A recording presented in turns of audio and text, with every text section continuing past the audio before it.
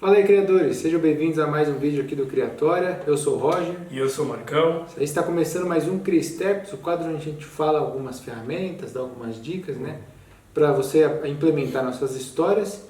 E hoje nós vamos falar como fazer a sua história ficar marcada no coração do seu leitor.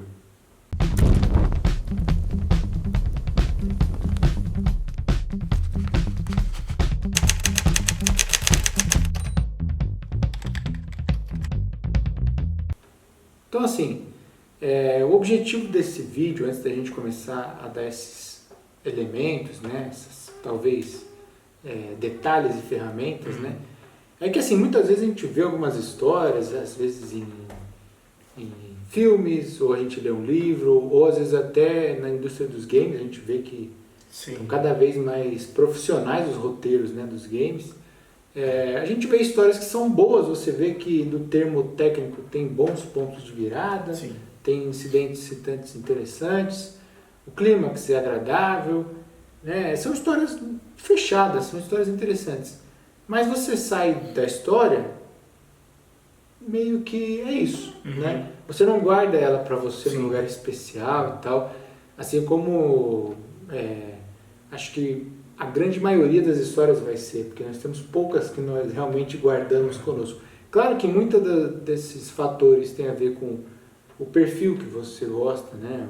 O gênero que você se interessa mais, mas mesmo dentro dos gêneros você vê que tem muitas histórias que acabam e você fala, pô, tá bom, legal, foi uma história bacana e não te marca, né?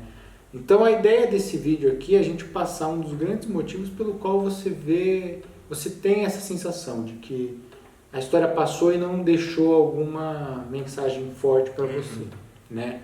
É como se fosse uma metáfora assim. Isso. Existem dois tipos de histórias: as histórias que são líquido e as histórias que são pedra. As que são líquido vão se escoer e você vai sentir, mas não vai ficar marcado aquela presença em si. É diferente de tomar uma pedrada. Sim. A pedrada você vai sentir por um bom tempo. Ela deixa uma cicatriz. E não necessariamente uma cicatriz ruim de dor e tal, mas uma cicatriz de que te deixou uma marca. Ela te bateu e ficou. Isso. Então essas histórias de pedra, assim, ao meu ver, são histórias que carregam, novamente, um arquétipo universal. Em que você consegue falar e tocar a pessoa do Ocidente e do Oriente no mundo, porque não tem a ver com cultura ou língua, mas tem a ver com algo da essência humana. Eu acho que é aí que a gente tem esse pulo do gato para que quando a história seja pedra.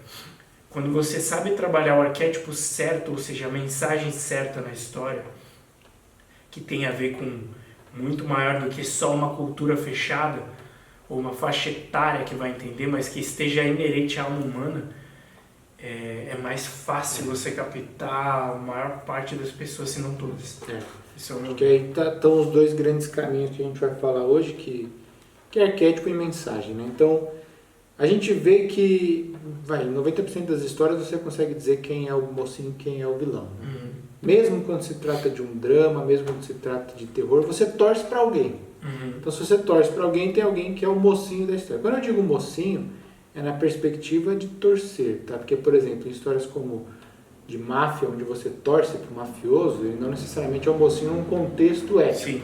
Mas ele é o mocinho daquela história, ele é o cara que você quer que se dê bem, né? Então, você sempre consegue identificar. Mas, nem sempre esses personagens que você torce, eles ficam marcados em você, eles transmitem alguma coisa que, como o Marcão falou, deixa uma marca, né? Deixa uma cicatriz. Sim. E a gente veio passar esse vídeo para mostrar que aqueles que realmente marcam, os personagens que ficam guardados em você, os personagens que você tem como especial e as histórias, tá? Aquelas que você se lembra, aquele filme que você gosta de ver, que você lembra que quando você terminou o filme você falou, nossa, realmente esse me marcou e tal. É quando eles te geram reflexões. Então, até em cima do que o Marcão falou, por que você precisa do arquétipo inicialmente? Porque você precisa, para gerar uma reflexão, de um conjunto de valores, né? Para você poder gerar uma reflexão, você precisa ter uma base, se pautar em algo. E o arquétipo vai ser isso. Quando você fala de um arquétipo, você está dando um conjunto de valores, um conjunto de ideias que, como o Marco falou, o bom arquétipo é aquele que esse conjunto de ideias é conhecido por todo mundo. Sim. Ou às vezes até inconsciente, mas todo mundo sabe mais ou menos como aquilo funciona. Então você consegue gerar uma reflexão a partir daquilo. Tá? E principalmente ela é feita pelos protagonistas. O que é essa reflexão? Tá? A gente fala aqui que as boas histórias, elas têm que gerar empatia. Né? Sim. Você tem que assistir se imaginando nela, ou pelo menos imaginando momentos da sua vida, batendo com o que você está vendo ou lendo. Né? Então essas reflexões, elas são, entre aspas, chamadas de conflitos filosóficos, que são os conflitos que te geram dúvida, te geram dilemas, e você consegue transmitir para a sua realidade. A gente tem exemplos para ficar muito mais fácil para você entender do que é esse conflito filosófico e como eles variam em gênero, né? Porque cada gênero vai ter uma abordagem para eles. Então, por exemplo, se a gente for olhar para o mais simples, como a gente sempre fala, né? O gênero mais simples, não por ser ruim e tal, por ser o mais visual, mais fácil de se identificar, que é o de super-heróis. Né? O gênero de super-heróis, para quem já viu o filme do Homem-Aranha 2, que é considerado talvez o melhor da trilogia ali, que é o mais... Da principal. É muito forte, isso.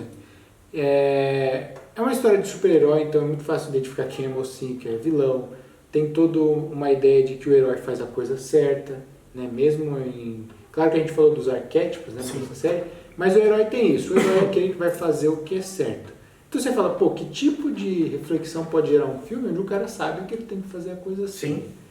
No Homem-Aranha 2 existe uma dúvida, né, que o Peter tem, que é se ele tem que ser quem ele quer ser ou quem ele deve ser, quem é a responsabilidade dele.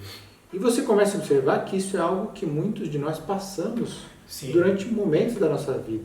Pô, eu tenho que ser quem esperam que eu seja ou eu tenho que ser eu mesmo, né? Quem eu quero ser, quais são os ganhos disso? São coisas que a gente se identifica.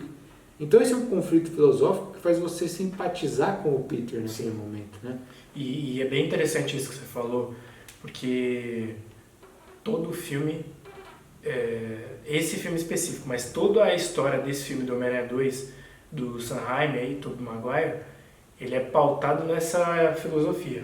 Isso aí. Eu devo ser quem eu quero ser, ou quem eu devo ser. Ou seja, eu quero ser o Peter Parker.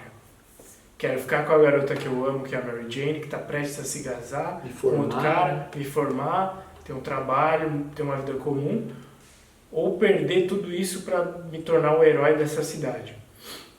E é claro que esse filme é uma metáfora, mas esse arquétipo de querer ser quem a gente quer ser ou que a gente deve ser, isso está inerente ao ser humano, o arquétipo da responsabilidade no mundo inteiro.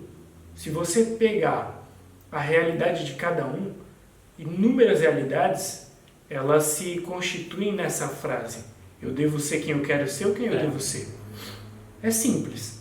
Você descobriu que você vai ser pai ou vai ser mãe, você vai ter a criança e te dá uma responsabilidade ter uma criança assim.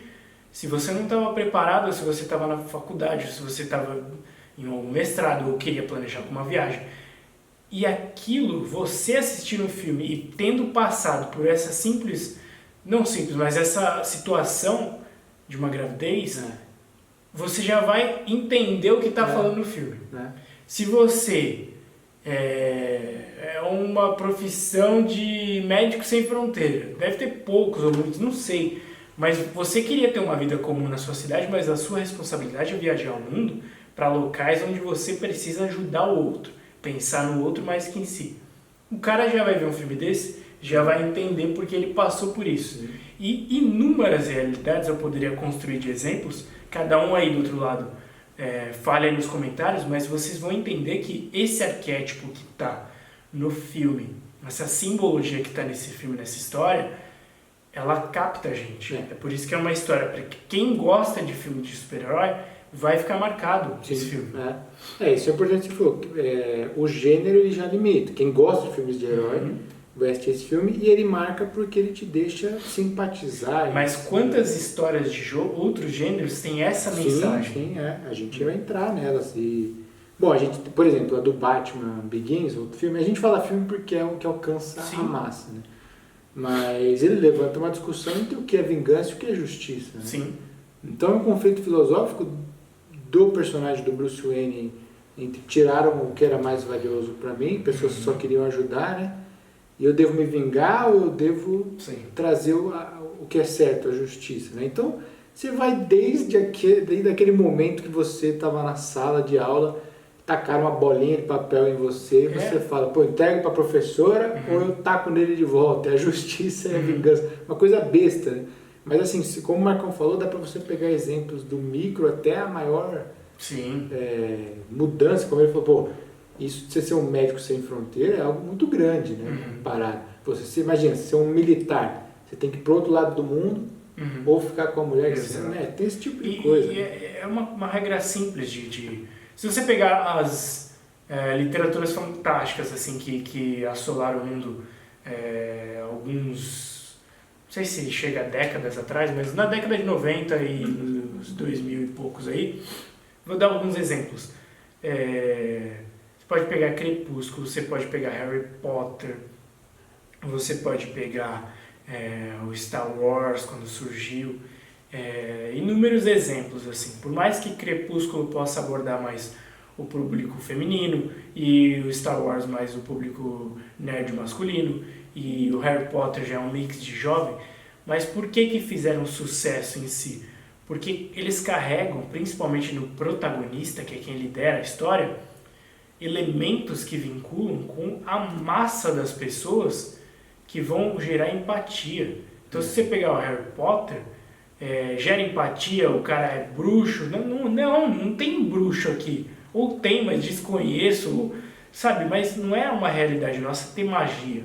Isso é só o contexto da história, o mundo que você está adentrando. Mas o que é igual para quase a maioria absurda dos jovens na época, e eu era um...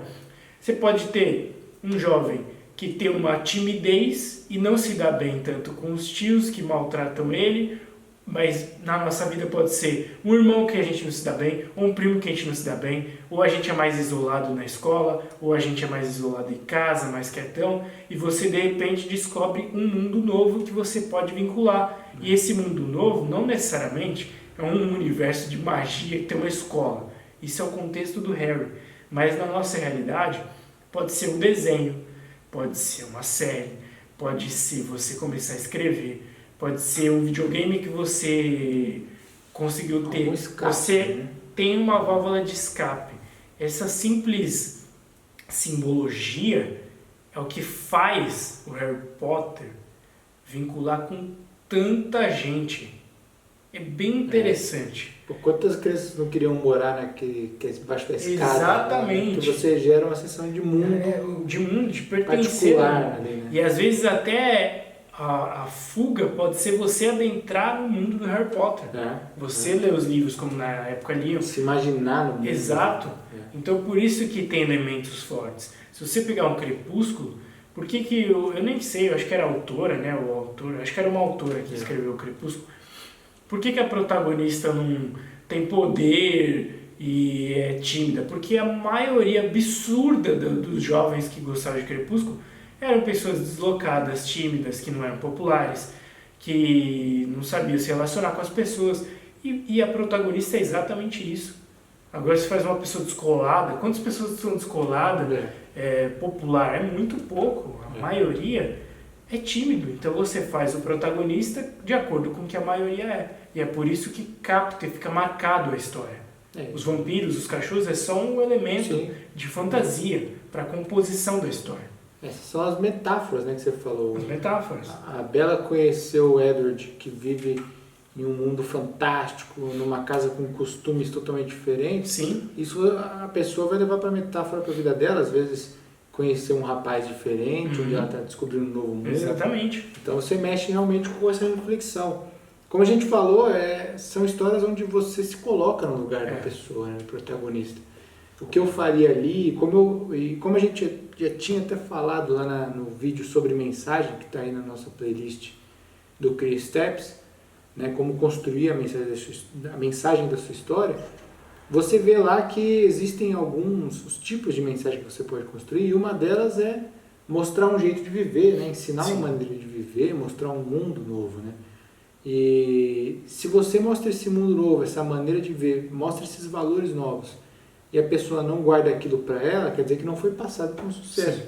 Quando você mostra isso que o Homem-Aranha mostra pra gente, de ser uma pessoa que eu quero ser ou não, essa discussão é uma discussão que você se coloca no lugar dele e passa para você, funciona uma mensagem. Então você tem que ver bem com quem você está falando, o gênero, né? A gente, como o Marcão falou, a gente falou agora de história de super-heróis e umas fantasias, Sim. né? Mas em histórias de dramas, né? Então você tem também isso. A gente separou, por exemplo, o Poderoso Chefão, onde o Michael tem a dúvida entre seguir o destino da família, né, que é seguir a família dele, ou ir para diferente, seguir o próprio destino, que é pro lado da lei, no caso dele, né, ser um militar. Então, esse mesmo destino aí, essa mesma metáfora usada em Poderoso Chefão já era mais comum nos Estados Unidos. Sim. Porque nos Estados Unidos o alistamento, tudo isso ele é muito mais forte. Né? Só que ele também leva o lado da máfia. Então, assim, tudo que a máfia coreana faz é pela família. E é o quanto você se suja pela sua família, né? Sim. Para poder ajudar a sua família e tal. E isso é algo que acontece, gente. Eu não estou falando que é certo ou errado. Né? E não necessariamente que a gente faz coisas corruptas, Não, absurdas, não. Não, às vezes você pode mentir para não prejudicar alguém da sua família. Sim. Se você já vai se relacionar com esse filme. É simples. O elemento da máfia é a composição do filme. Mas o arquétipo que está ali do Michael ser o mocinho ou adentrar os negócios, isso é uma metáfora para a gente que vincula muito. Você quer ver um exemplo bom? O próprio Rei Leão, cara. É uma história de morte. Sim. A essência da morte. Você crescer com as suas responsabilidades. Exato. Assim que você perde a sua figura paterna.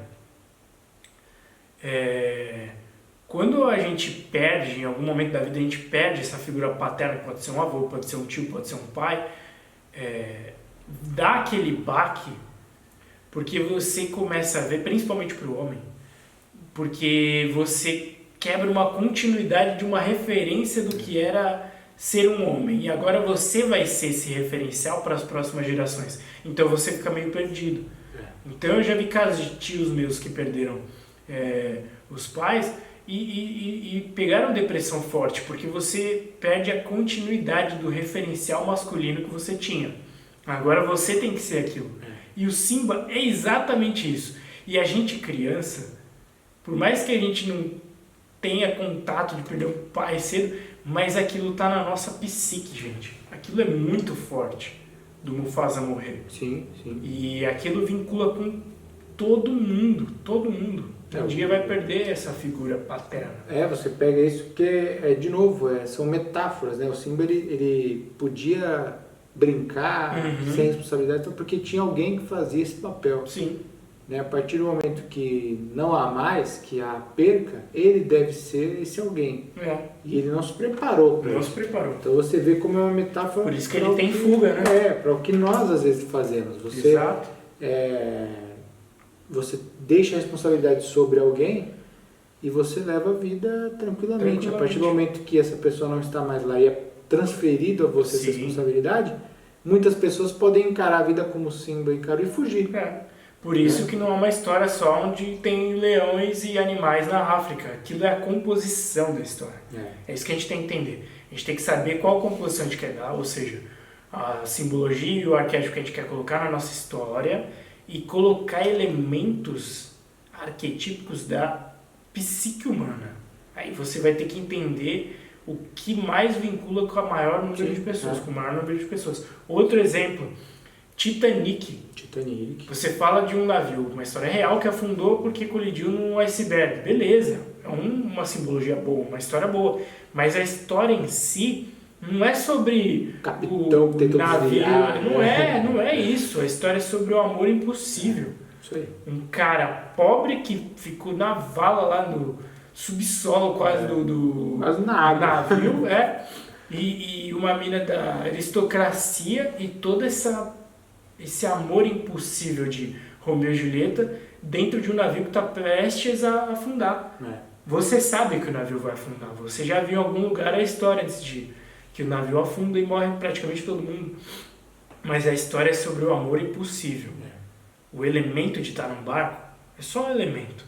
Mas quantos amores impossíveis não está na psique humana de todo mundo? Seja numa paixão, sei lá, platônica que você tem com uma atriz que você nunca vai ter ou um ator que você nunca vai conseguir.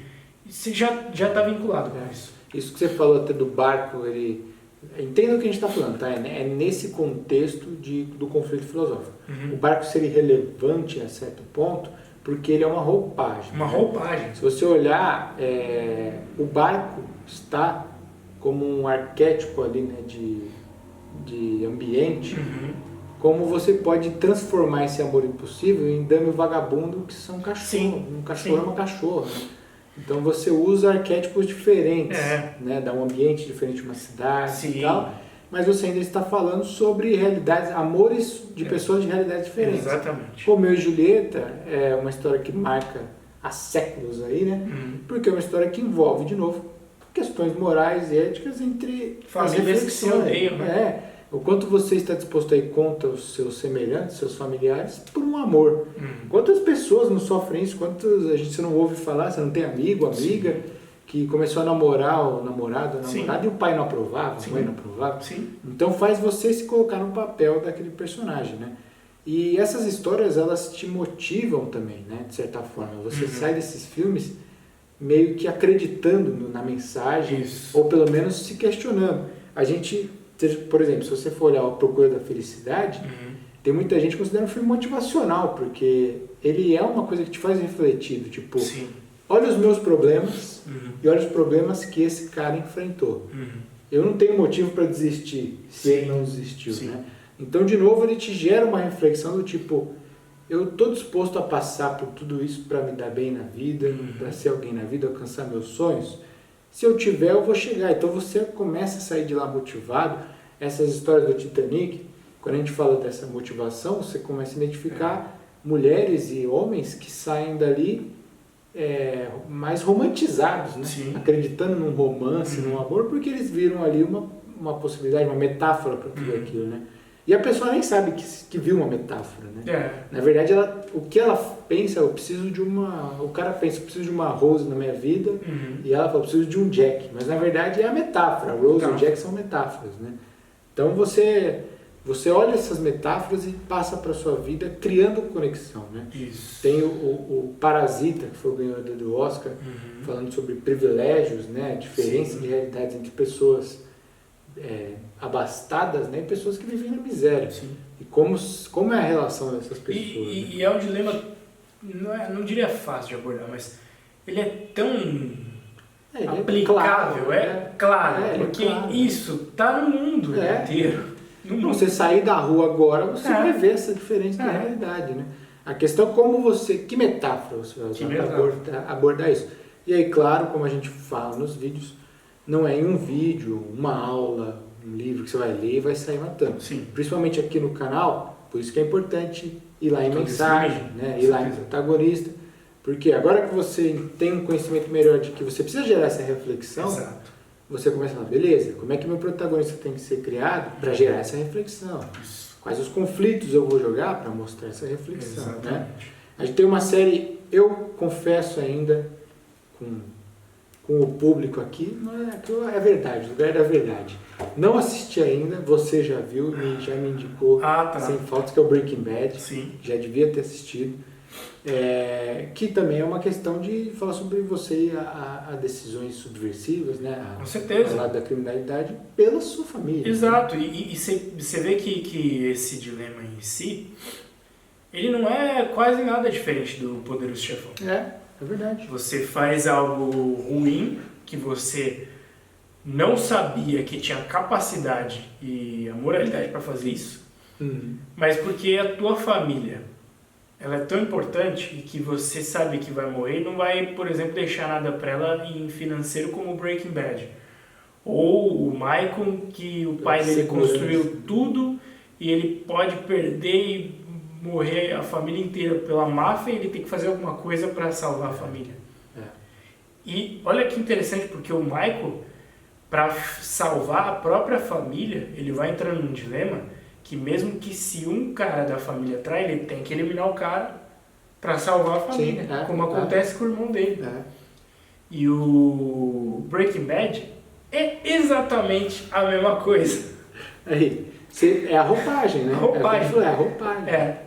Então, você vê como... Pra quem viu Breaking Bad sabe o que vai acontecendo, que o cara ele vai se transformando. Sim, você vê como aborda...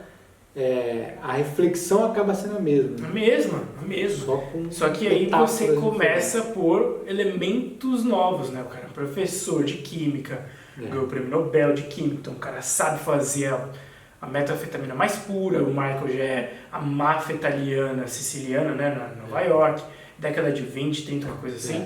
Então são elementos diferentes, mas o arquétipo humano, ele é muito igual. Muito igual. A mensagem é a mesma. Entendeu? E aí... Por isso que você capta, né? Quando sim, você assiste. Você vê, tem uma série que nós dois somos muito fãs, menos da última temporada, mas você vê como ela é poderosa porque todos os personagens protagonistas e coadjuvantes têm dilemas éticos. Sim. Que é Game of Thrones. Ali, todo personagem... Existe uma certa dinâmica que eles falam, que é você ter personagens tridimensionais, né? Que ele é uma coisa, mas ele tem um problema e uma outra complicação, né? Ele é um personagem tridimensional. E lá, o coadjuvante mais simples tem isso aí, né? Com certeza. Você tem personagens que estão ali para aparecer em 3 episódios, e mesmo assim eles têm complicações, eles têm personagens que falam uma frase a série inteira, como aquele Hodor, que é um gigante que só fala Hodor, e você vai entender toda a complexidade que é um personagem. Então é muito bem trabalhado isso no Game of Thrones, é muito construído. E quanto mais personagens tem isso, maior é o leque para que mais pessoas se identifiquem com alguém na sua obra, né? Exatamente, aquela questão da ilha. A ilha do Game of Thrones, por mais que em território quilométrico assim, é um continente, mas a complexidade dos personagens ela é tão rica que você ganha pró e contra. Você tem uma dificuldade para abordar esses personagens, tanto que personagens sofreram alterações nos fins da série, no fim da série, que o público não comprou a ideia, não gostou. Porque eles já estavam tão complexos que você desmistificar algo que não foi apresentado, o público não vira. Ao mesmo tempo, essa complexidade que foi dada para cada personagem foi o que gerou empatia para cada um dos fãs, que ficaram fissurados com Game of Thrones. Sim. Porque o nível de detalhe em construção, não na história narrativamente falando, mas na construção da personalidade dos personagens, ela é absurda, desde os protagonistas aos coadjuvantes. Então, para vocês entenderem que cada personagem de Game of Thrones, ele tem dilemas sociais e emocionais que vinculam com uma porralhada de pessoas. Muita gente. Se você olhar, a gente fala até desse problema da última temporada, pensa na sua vida, pessoas que você conhece há muito tempo, como sua mãe, seu pai, chega a um ponto de você conseguir às vezes prever a frase que eles vão falar. Sim. Né? Você consegue entender essas pessoas tão bem que você sabe o que vai acontecer. Principalmente casal. Casal, é verdade. Então tem aquele casal, tem irmão que você conhece e tal. Então são pessoas que você convive durante muito tempo e pega a essência dela. Agora tem pessoas que você acaba de conhecer que você se surpreende com muito mais facilidade. Porque você não conhece os trejeitos, você não conhece a essência, você não conhece os costumes dessa pessoa. Então, às vezes ela faz algo que te surpreende. O grande problema que a gente fala é porque nessa última temporada, como não houve o livro escrito, não houveram situações onde você se surpreendeu do tipo, isso não está na essência dessa pessoa. É como se você fosse prever aquela frase que sua mãe ia falar e ela falasse algo que ela nunca falou na vida. Você fala, pô, peraí, o que aconteceu? Não tem a ver. Tem alguma coisa errada aí. E não foi, você não teve um respaldo, vem daí. Então você começa a entender que, como o Marcão falou, você fazer uma ilha rica como é a ilha de Game of Thrones, repleta de pessoas complexas, Sim. você começa a entender cada pessoa, como ela é, o que ela vai falar. E esse é o nível de riqueza, né? Tem os caras ali, o Mindinho, você fala, ele vai trair. Você tem a certeza que o cara vai trair porque você conhece a essência dele. Isso. Né? Você sabe que o Jon Snow não vai parar enquanto ele não arrumar a muralha, porque está na essência dele ser um cara correto, né? Foi criado pelo Ned. Você sabia que o Ned não ia se render à corrupção dos 7 reinos. Então, você conhece aquelas pessoas. E essas pessoas com esses dilemas éticos, você pode se identificar. Você começa... o Ned ali, esse dilema da primeira temporada, ele é muito forte. O cara tá lutando contra o sistema, né? Que é o que a gente mais ouve hoje em dia, né? O sistema, lutar contra o sistema. Então, aí você tem um dos personagens mais adorados, que talvez tenha sido o que mais explodiu aí em Game of Thrones, que foi o Anão. Sim. Eu esqueci o nome agora do personagem. Mas ele sofre com o negócio de ser ovelha negra da família. Isso é um dilema do cara. Ele não escolheu ser anão, ele nasceu anão. E neste universo ele é visto como uma aberração, né? E uma vergonha para a família. Só que ele é o cara que mais tem um intelecto estratégico, vamos dizer assim, junto com a irmã, né? Sim. Então você vê que é aquele negócio, ele está falando do dilema daquele cara que às vezes... Estou dando um exemplo, está chutando. Se você é filho de um esportista e você não quer seguir isso, você não tem o dom, o talento para ser esportista. Sim. Então, às vezes, você é visto como ovelha negra da família, né? O cara quer ser violinista. Não, faz sentido. Lá, né? E eu queria falar uma coisa também, que eu acho que eu tenho que falar isso. Você tem toda essa complexidade de cada personagem, que o Roger está citando vários exemplos aí, excelentes, de que vinculam com a gente, faz a gente gostar de um tal personagem, outro e outro. Tá. Isso aí divide as pessoas. Porque cada parcela de personalidades vai gostar de um e outro. Mas qual é a genialidade da série que fez com que, sei lá, 1x lesse os livros que são bons e 1 milhão, sei lá, 1500x vissem a série e não os livros? Você tem todas essas personalidades e riqueza de construção de personalidade dos personagens, mas você tem um elemento, depois que você definiu que o público é adulto, você tem um elemento ali que capta o adulto, o jovem adulto, daqui na China, no Japão, na Alasca, não importa.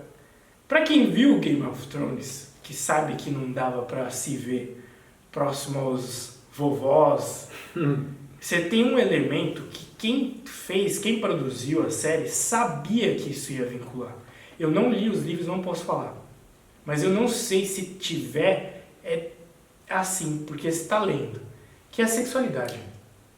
Ali você fisga o adulto, o ânimos animal adulto, de uma maneira subliminar que eu tenho certeza que nenhum sentiu isso conscientemente. Mas quando as pessoas falavam, eu não consigo parar de ver Game of Thrones, tinha sim por saber o que vai acontecer, mas o nível inconsciente de prazer que todos nós sentimos, e aí é isso que eu queria falar, da sexualidade, ele é inerente a um arquétipo. Né? Arquétipo, sexualidade é um arquétipo fortíssimo. Isso junta todo mundo. Você divide as pessoas nas personalidades que faz um gostar de um, de outro, e você junta a massa inteira na sexualidade. Não tinha um capítulo que não tinha uma cena de sexo explícito, ou nudez explícita. Não tinha uma só. Nenhum capítulo tinha. Você vê que é um padrão. Claro que existe contexto do ambiente, mas isso ficou bem claro, porque houve um movimento. Total. Você tem aquelas séries Spartacus, Roma, onde começaram a explorar também, porque é o que você falou, é um arquétipo universal muito poderoso. Universal. A sexualidade, ela marca aí. Você pega personagens completos, personagens ricos, e joga um arquétipo que chama, você tem uma receita muito boa na mão. Muito boa. Muito boa. Por isso que a série, ela, Mas foi um mega Foi um sucesso. mega sucesso. É que destruíram narrativamente porque não tinha o respaldo do livro escrito pelo autor no fim da série. Mas você conseguir traduzir nos arquétipos mais fortes e é aí que você é aí que você define principalmente o público, Sim. não é para criança. E é muito fácil, o arquétipo que une o ser humano adulto é o sexo. É. Não adianta falar. É. E não importa a cultura, não importa. Não, é. E isso foi um checkmate. Foi. Aquilo foi um checkmate. Se tira a sexualidade da série, perde muito. Perde muito, perde muito. Perde muito. É. Muita gente até pode criticar o nível de explícito que tinha na parada, mas esse explícito gerou engajamento na série. Exatamente. Então, é como é que eu falou. Arquétipo que chama é isso. Ele é polêmico, mas ele chama. Ele chama. Vai ver, o pessoal vai ver, né? Mas eu acho que deu para passar mais ou menos esse contexto, que a gente fala desses conflitos filosóficos, é isso. É você colocar no seu personagem, por mais que o gênero exija que seja preto e branco, como é um gênero de super-herói. Sim. O herói vai fazer a coisa certa, o vilão vai fazer a coisa errada. Mas existem coisas a mais por dentro da personalidade dos seus protagonistas e dos seus personagens. Quanto mais você conseguir aproximar esses dilemas do seu personagem com o que as pessoas passam, né? Seus leitores, seus espectadores passam, maior é a chance dele sair daquele episódio da série, daquele filme, de terminar aquela parte do livro e começar a traduzir aquilo para a vida dele. Sim. E aí sim você captou o cara. Por quê? Se ele conseguiu olhar um problema daquela história e relacionar com o problema da vida dele, ele quer saber como aquilo ali é resolvido para ele resolver a dele, naturalmente. Tá? Claro que com as metáforas, e aí, obviamente também, as metáforas você precisa ver lá os vídeos de arquétipo, ver tudo isso aí, porque lá você vai entender como eu consigo dar simbologia ao meu universo. Né? Mas essencialmente é isso. Busquem dilemas, busquem problemas que o seu personagem passe para que, por mais que o ambiente, o gênero seja preto e branco, seu personagem seja cinza. Sim. Seu personagem tome decisões equivocadas às vezes, porque ninguém é perfeito, né? E é isso que gera empatia. Boa. Beleza? Se curtiu o vídeo, dê um like aí, dá um joinha, se inscreve no nosso canal se você ainda não é inscrito e ativa o sininho aí para receber as nossas notificações, beleza? Boa. Até a próxima, galera. Falou, galera. Até a próxima.